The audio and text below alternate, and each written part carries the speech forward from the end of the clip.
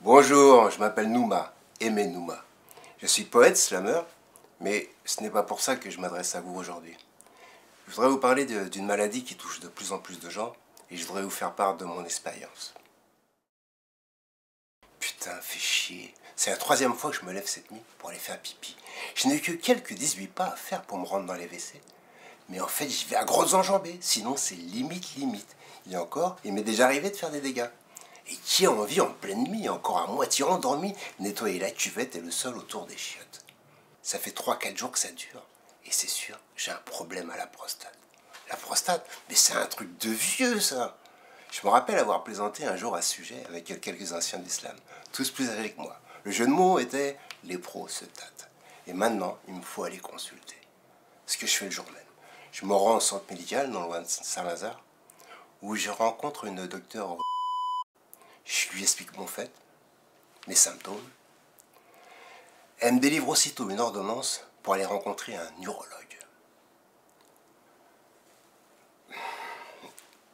J'appelle tout de suite, en sortant, et dans les 3 jours, j'ai un rendez-vous. Et j'ai un rendez-vous avec un spécialiste dont le nom traduit en français signifie « homme de l'enfer ».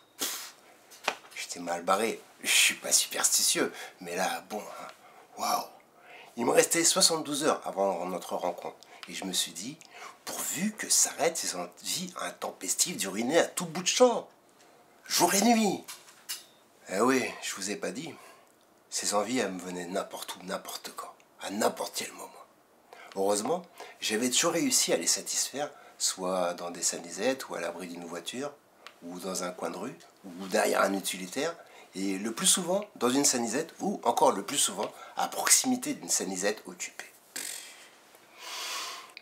Bon, le matin du 3e jour d'attente, force m'avait été constatée que j'étais obligé, que je ne pouvais pas faire l'impasse.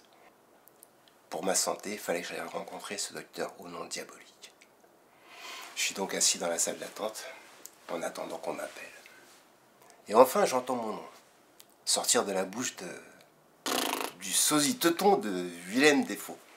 Les cinéphiles imagineront l'effet que j'ai pu éprouver. Il me sourit, il a l'air très affable.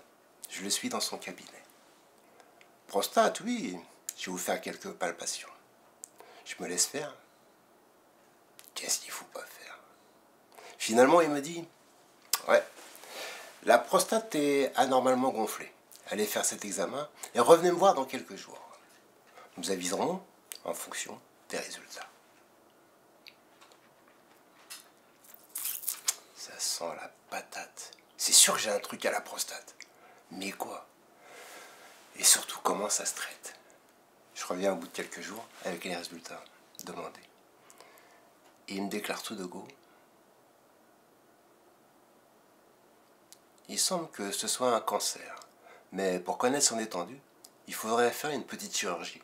Pas très importante, rassurez-vous. Il s'agit de prélever des micro-parties de votre prostate. On appelle ça des carottes.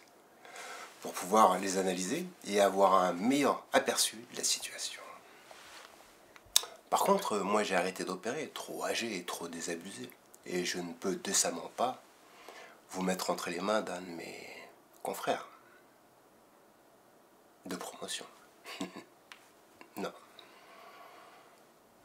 J'étais interloqué. C'est vrai que, passé le premier contact, nous avions commencé à tisser une relation, si ce n'est amicale, mais au moins cordiale. À notre second rendez-vous, comme il était très en retard et moi très énervé, très tendu, on avait eu une petite escarmouche. Après un échange verbal un peu musclé, la situation s'était détendue. Et depuis, il me parlait de ses études en médecine, de sa famille et du mépris qu'il avait envers certains de ses confrères.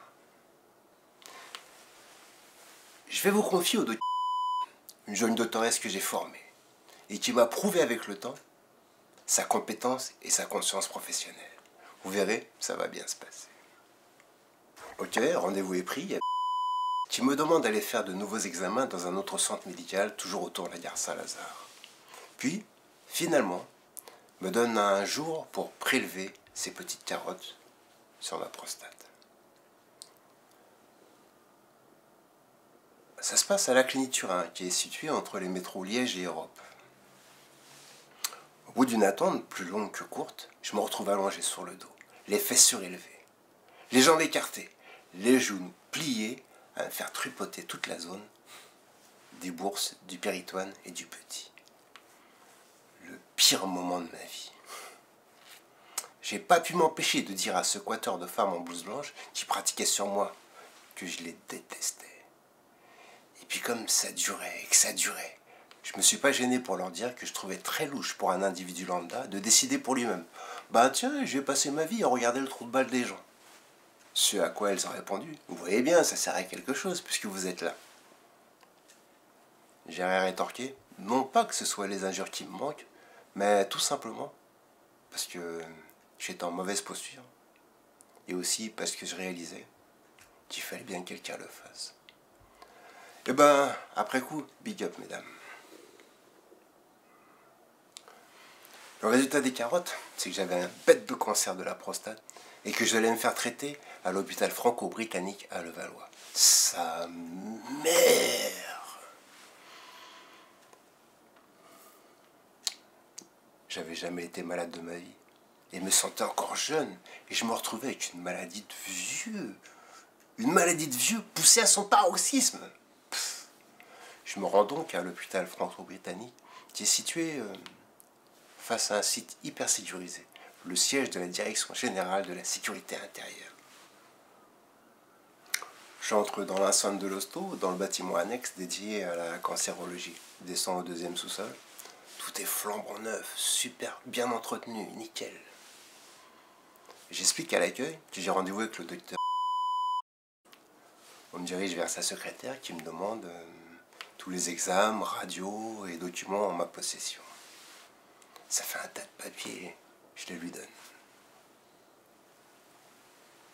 Je me retrouve enfin dans le docteur du qui m'explique que mon cancer de la prostate est très invasif et qu'il a l'air de se promener ailleurs que dans le périmètre délimité de ma prostate. Que moi, fabriquant naturellement beaucoup de testostérone, il est amené à continuer à se développer dans mon organisme. Je suis pas flatté du tout de la remarque faite à ma production élevée de testostérone. Elle enchaîne. On va vous faire subir un traitement de choc dans le but d'enrayer cette fabrication exacerbée d'hormones mâles. Pendant une période indéterminée, on va vous bourrer de médicaments qui auront pour effet de faire baisser très sensiblement votre libido. Vous devez vous attendre à voir pousser vos seins et avoir des bouffées de chaleur régulières. Là, je l'arrête et je lui demande en fait, est-ce qu'il s'agit de me transformer en femme? Elle sourit à peine et me répond oui, je comprends que ça puisse vous faire un effet coup de massue. Mais rassurez-vous, rassurez-vous. Nous collaborons avec un centre dans lequel vous pourrez aller faire du sport, vous maintenir en forme et entre autres bénéficier d'une assistance psychologique, faire du yoga et aussi rencontrer une conseillère pour vous aider à gérer votre vie sexuelle. Stop, ça fait beaucoup de choses à ingurgiter là. D'autant que ce parle de mon avenir immédiat avec beaucoup de détachement. Stop. Là, elle enfonce encore le clou en me disant que pour commencer, je vais me rendre à l'hôpital américain, tout proche, pour aller faire un PET scan, pour tenter de vérifier l'origine bénigne ou maligne de la petite tache suspecte qu'on a découvert à mon poudron droit. C'est curieux, je suis même pas sonné. J'encaisse toute cette conversation comme si on parlait de quelqu'un d'autre que moi.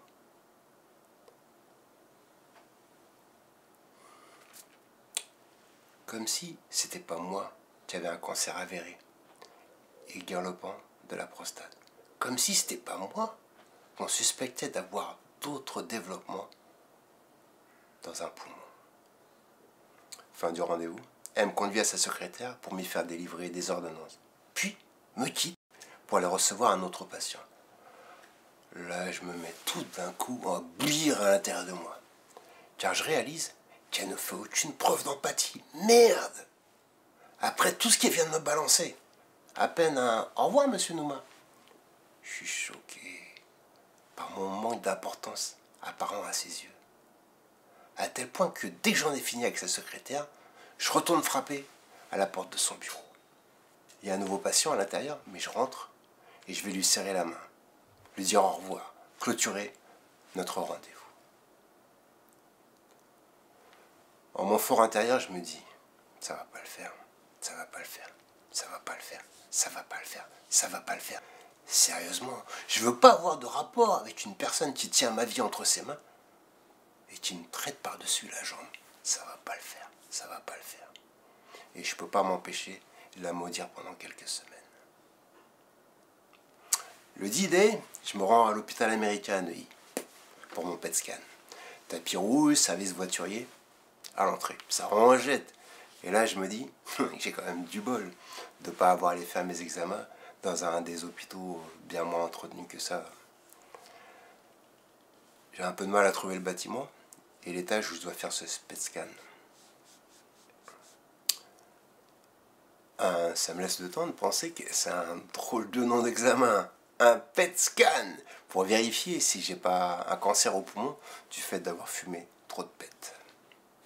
Waouh, c'est flambant neuf. Nickel chrome. C'est un jeune homme noir qui m'accueille. Il a l'air compétent. Aux petits soins. L'examen se déroule vite et bien.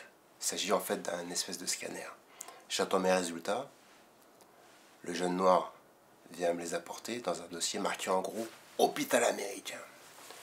Je le mets dans mon sac en bandoulière et je m'en vais.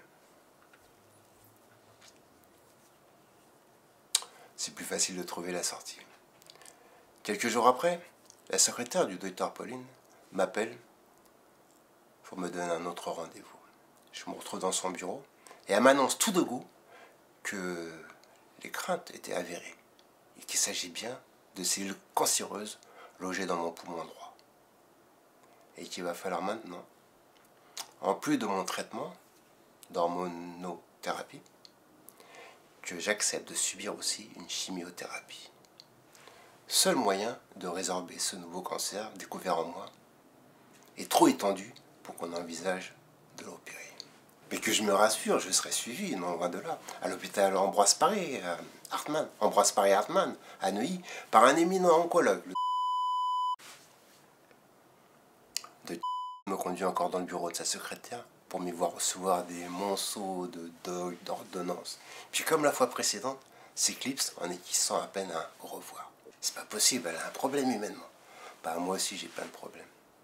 Comment je vais annoncer ça à mon entourage, ma compagne, ma mère, ma fille, mes fils, mes frères, mes sœurs, sachant que nous avons un frère plus jeune que moi qui est décédé d'un cancer il y a 2 ans.